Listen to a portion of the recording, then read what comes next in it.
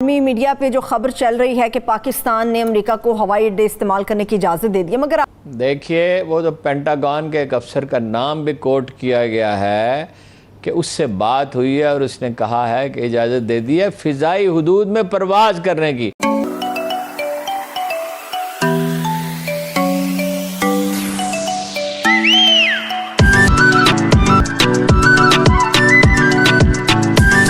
Hello नमस्कार दोस्तों, आपका स्वागत है मेरे चैनल में और चैनल को सब्सक्राइब कीजिए और लाइक कीजिए। चलो वीडियो को स्टार्ट करते हैं और देखते हैं क्या हुआ।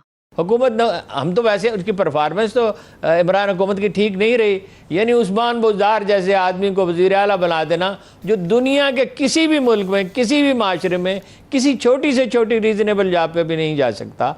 तो ये परफॉर्मेंस ये जो काबीना उन्होंने बनाई, वैसे तो इस निज़ाम में हमेशा यही होता रहेगा, हमेशा सदारती निज़ाम में तरक्की हुई है, हालांकि दुनिया भर में जमहूरियत में तरक्की होती है, इसलिए कि हमारे लोग तैयारी तो करते नहीं हैं। थी आलमी मीडिया पे जो खबर चल रही है कि पाकिस्तान ने अमेरिका को हवाई अड्डे इस्तेमाल करने की इजाज़त दे दी है, मगर देखिए वो तो पेंटागन के एक अफसर का नाम भी कोट किया गया है कि उससे बात हुई है और उसने कहा है कि इजाज़त दे दी है फ़िज़ाई हुदूद में परवाज़ करने की। अड्डे नहीं दे रहे, अड्डे दे सकते ही नहीं हैं।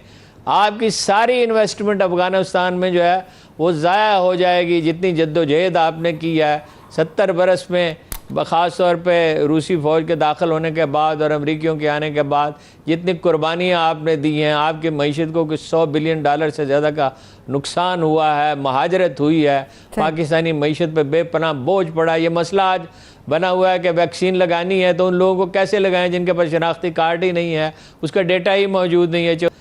तो अड्डे तो नहीं पाकिस्तान दे सकता किसी सूरत में, लेकिन अपनी फ़िज़ाई हुदूद में परवाज़ करने की इजाज़त दे दी है। उसमें भी एक दिलचस्प बात और भी हुई है, ये है कि हमारे वज़ीर ख़ारिजा ने आउट ऑफ ब्लू एक अजीबोगरीब बात कर दी है शाह महमूद साहब ने कि हम अमेरिका से अपना स्ट्रेटेजिक पार्टनरशिप चाहते हैं, तस्वीराती शराकतदारी चाहते हैं जो इंडिया के साथ है। वो दो हरीफ मुल्कों के साथ कैसे तस्वीराती शराकतदारी हो सकती है? ये कैसी बचपने की बात है? उसकी वजह यह है कि हमारी जो अशराफिया है ये हमेशा मगरब की तरफ देखती है, बरतानिया और अमेरिका की तरफ। जब आप भीख मांगते हैं टैक्स आप देते नहीं हैं, यानी टैक्स होना चाहिए कम से कम 8,000 अरब। तमाम बड़े माहिरीन यही कहते हैं। यानी एक दफ़ा डॉक्टर शुएब सडल से जरदारी साहब ने पूछा टैक्स बढ़ सकता है? उन्होंने कहा दोगुना हो सकता है। कितने अरसे में? उन्होंने कहा 1 बरस में। उन्होंने कहा क्या करना होगा?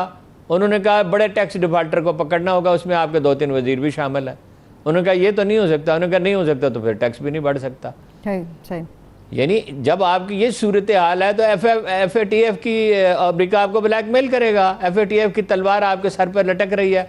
27 में से 26 नुकात पे अमल दरामद हो गया, इसके बावजूद FATF की तलवार आपके सर पर क्यों लटक रही है? एक नुक्ता कौन सा है? जब आप ग्रे लिस्ट में हैं तो आपकी बरामदात उस तरह नहीं हो सकती। एक नुक्ता ये है कि जिस तरह हाफिज सईद को गिरफ्तार किया गया, दूसरे लोग जिन पे इल्ज़ाम है उन्हें भी गिरफ्तार कर लिया जाए। अब भाई गिरफ्तारी कैसे हो सकती है?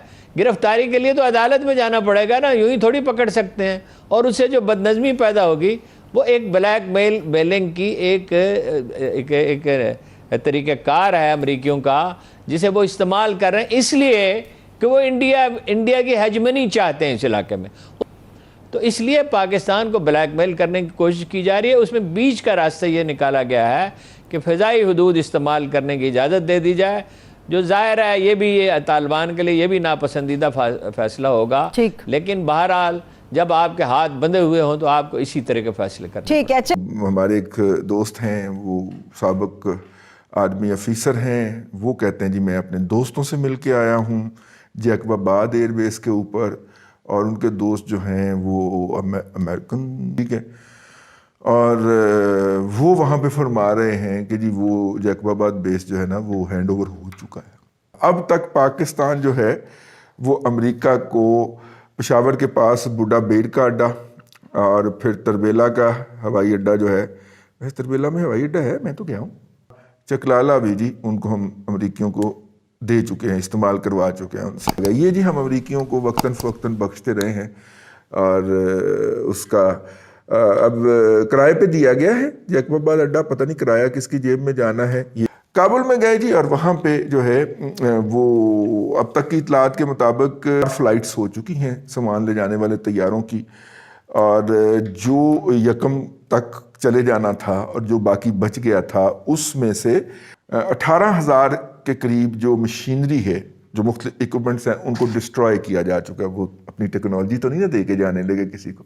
آپ کے ہاں ایک میزائل گر گیا تھا ان کا، جو انہوں نے 6-7 میں چلائے تھے انہوں نے اسامہ بن لادن پہ، ایک گل گیا تھا نا یہ نصیر آباد کے علاقے میں، تو آپ نے اٹھا کے اس کی ریورس انجینئرنگ کر کے تو اپنا بنا لیا تھا، تو لہٰذا وہ اس لیے بڑے محتاط ہیں۔